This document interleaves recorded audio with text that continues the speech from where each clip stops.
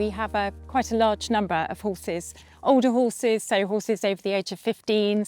We have them late teens, 20s, and we have plenty in their 30s. So to keep them in great body condition score, you need to adapt to their dentition. So obviously as they age, they've been grinding the forages and long fibres for many years, and they start to lose those gorgeous enamel grinding ridges on their teeth, or they may lose teeth altogether. So we adapt and we move with them. So initially we have our groups that we call our pre-no long fibre groups. So they're horses that can cope with forage. They do a good job with it. They may quid a little bit of it out, and they might have quite long fibre particles in their droppings, so you can tell their teeth are struggling a little, but they're not getting impaction colics. They've never suffered from esophageal choke, so we know they're safe to be on it. Now those horses, we just supplement them with a small amount of a no long fibre feed or forage replacer once or twice a day. Might need very little supplementation in the summer because they can still manage the grass, but in winter they have that little extra, and they have their regular weigh-ins to make sure we're keeping their body weight on point.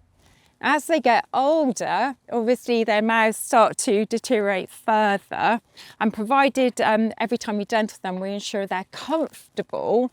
Actually, it's fine if they've got less teeth than they used to. We can adapt.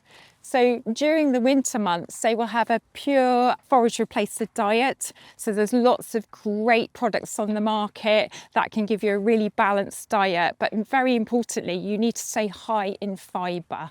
So it's no good having loads of concentrates that aren't high in fibre. So you need to mimic the fibre they would normally have. So we tend to give, during the winter months, I'll probably have 4 or 5 feeds a day. We try and divide it down as much as possible, mimic the trickle feeding. And the horses are so clever. They're used to coming into these little corrals that you see behind me, and they even know which one they come into, and they see the feed truck coming and they will get themselves into their corrals and wait. It's a great system as well, because you may have horses on the field that only need a little extra feeding, say maybe 2 feeds a day, and others that actually need 5. So it's a great way to keep horses with their friends, but be able to feed them as individuals.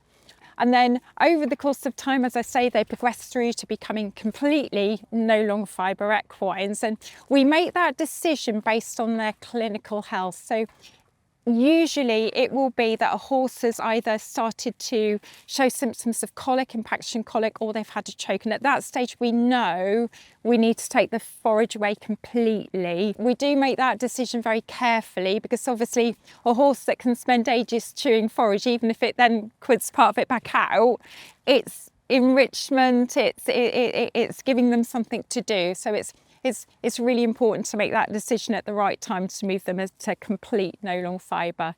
But they cope incredibly well, and I can vouch for the fact you can maintain beautiful body condition scores.